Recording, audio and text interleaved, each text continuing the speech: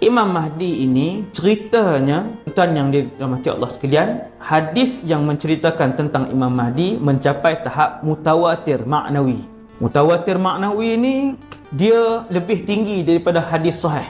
Kita sebutkan hadis hasan, hadis sahih, atas lagi mutawatir maknawi.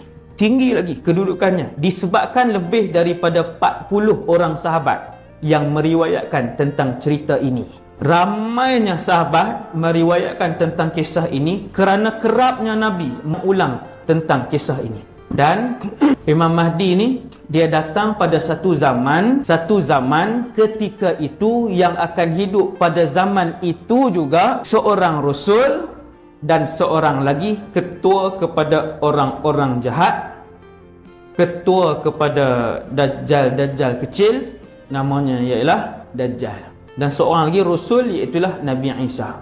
Isa ibn Maryam alaihi salam, Al-Imamul Mahdi dan Dajjal laknatullah.